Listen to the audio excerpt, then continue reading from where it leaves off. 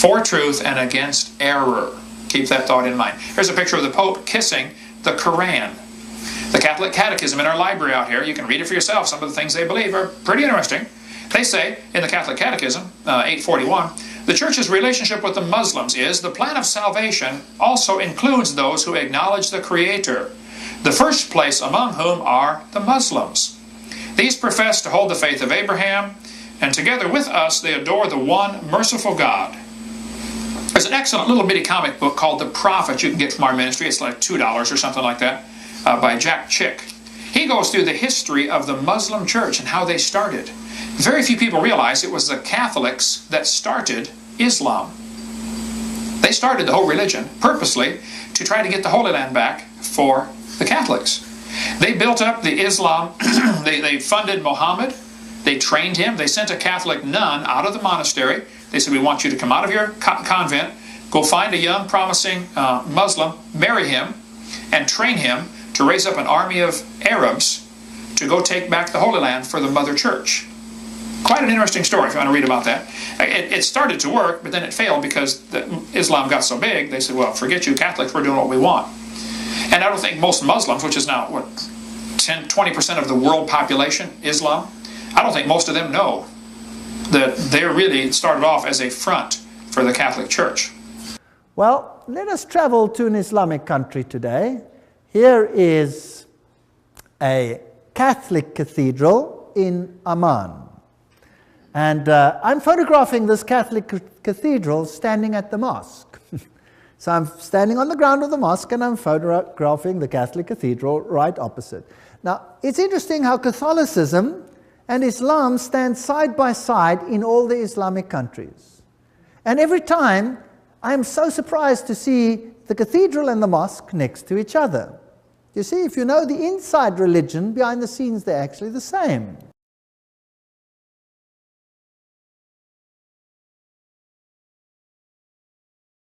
Hi, William. My name is Leanne. I've been on my journey out of Christianity for at least 5 years. I would currently classify myself as a Noahide. I would like to leave a question for Rabbi Tovia Singer. My question is, is the truth that the Catholic Church formed Islam and trained Muhammad as a way of deceiving people? I've seen a few YouTube videos claiming this and want to know if there is any fact behind it. Thank you, Leanne. Leanne is a great question. Rabbi, you feel like tackling this one? It's one of the crazier ideas. And I just would say to you that whoever staked out such a claim, make sure never to study anything that person teaches, because there's nothing could be more ridiculous. Islam is the Catholic Church's worst nightmare, because the most central text of the Islamic religion, the Quran, it rejects the fundamental tenets of Roman Catholic Church, of all of Christianity. For example, I mean, there's the Roman Catholic Church teaches fundamentally that Jesus was divine. He was the second person of a triune Godhead. The Quran contains many different messages and teachings and fundamental principles, that there is nothing that's more important. There's no message that's repeated more frequently than there is no God but the true God, La ilaha illallah. I mean, that's said in so many different ways that it just over and over and over again. Never make that mistake. In fact, the Quran goes so far with regard to the Christianity in the 7th century. There was no Protestantism then. It doesn't make a difference. Anyways, because Protestants believe in Trinity. The Quran very specifically condemns the doctrine of the Trinity, very specifically in Al-Nisa, which means the 4th Surah, verse 171, where it condemns, it calls them the people of the book, but in this passage it's referring specifically to Christians, and the Quran condemns them and says, stop exaggerating your teachings. There is no truth, and there's only one God, and there is no three, or there is no Trinity. So the Quran very specifically attacks the doctrine of the Trinity. The Quran, it's actually all over, but in the 4th Surah, in the 5th Surah, 19th Surah, everywhere, it specifically says, do not teach and do not believe that the Messiah is God or the Son of God. So it's over and over again assaulting what emerged out of the Council of Nicaea and Constantinople in the 4th century, in 325 and 381 respectively. So it specifically says that the Messiah is not God. And the Quran considers Jesus to be the Messiah, but it is very important to understand that the concept, who Jesus is in Islam, is completely different than Christianity. It only superficially appears to be similar because in the Quran he's born of a virgin, of Mary and so on. But aside from that outer sketch, they have nothing to do with each other. In fact, the Quran makes very specifically in the same chapters I discuss, very specifically says that Jesus was not the Son of God, but rather he was only a messenger. So the Quran is very directly attacking the fundamental heresy of Christianity. Christianity's a self-inflicted wound of the church that would develop over time, where Christendom would make Jesus not just the Messiah, but God manifested in the flesh. So anybody who would suggest the Catholic Church invented Islam has lost their mind, essentially. It's not only so the first thing is that in Islam Jesus was a Navi, he was a prophet. He was actually a higher order of prophet called the Rasul, which means he brought a Sharia, he brought a specific message.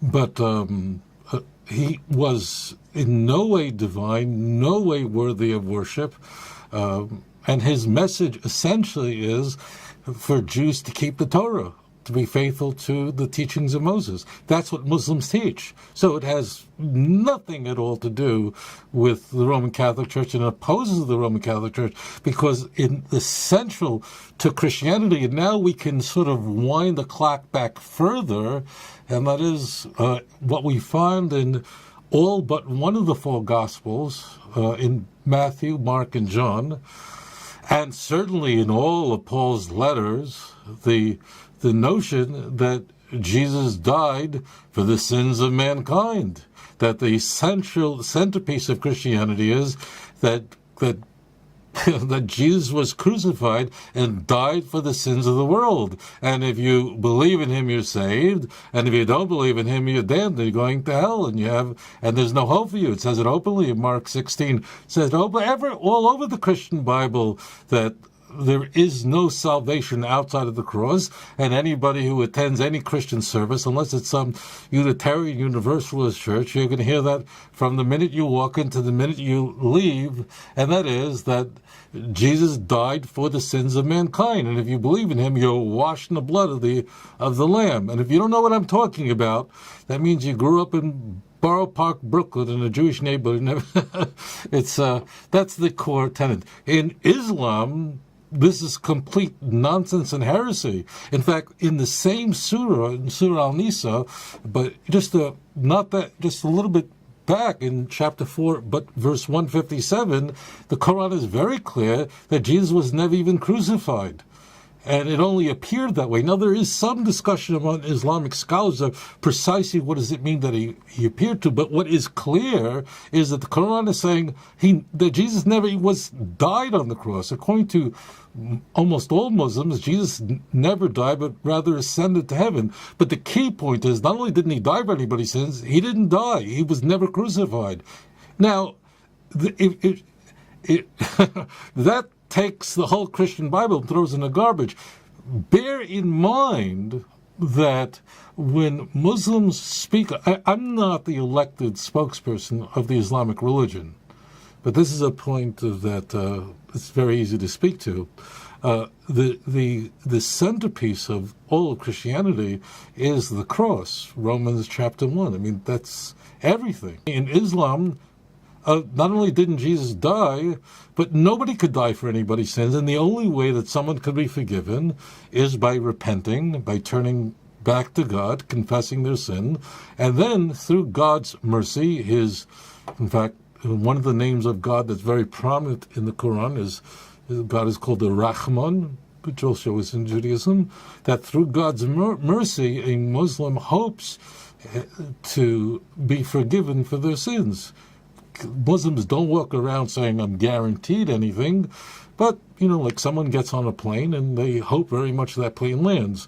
But Muslims put their hope of forgiveness only in the mercy of God as a result of their own initiative, as their own repentance, and so on. So, the Catholic Church opposed Islam. In fact, the most notorious polemicist against Islam, who said pretty much the most vile things about Muhammad, was a Catholic monk who was a saint, Saint John of Damascus in the 8th century. He wrote a major work attacking heresies and attacking Muhammad and attacking the Quran. He was quite familiar with Islamic teachings. He lived in a world that was in the world of Islam, and he assaulted, he attacked Islam from every which way,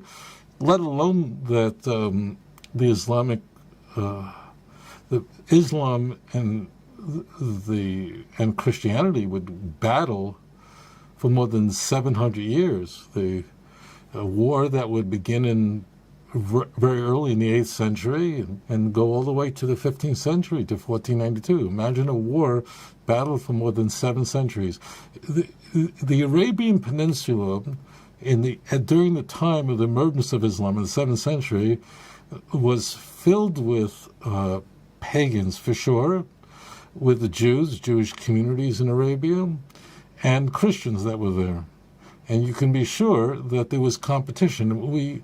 According to all Orientalists, people who study this topic, that the Jews and Christians were both vying for converts among the pagans who were in Arabia.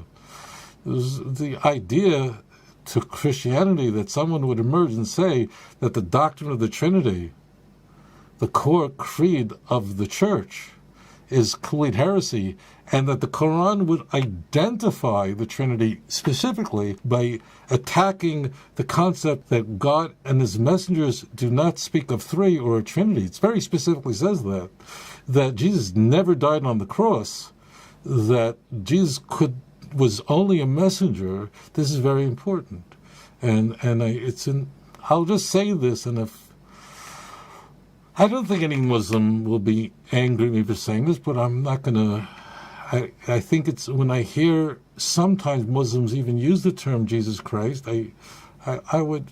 It's really not my business for a Jew to stick his nose in someone else's religion, but the word Christ is a Greek word, and essentially Islam stripped away everything that was Greek about Christianity, to the point that Jesus is a messenger, died for nobody's sins, wasn't crucified, wasn't divine, wasn't the Son of God. All of that Islam rejected. So no, whoever is going around teaching that the Catholic Church invented Islam or had anything to do with creating Islam is completely ignorant of the Islamic faith, and it might as well believe in a flat earth society and so on and so forth. But it's an interesting question.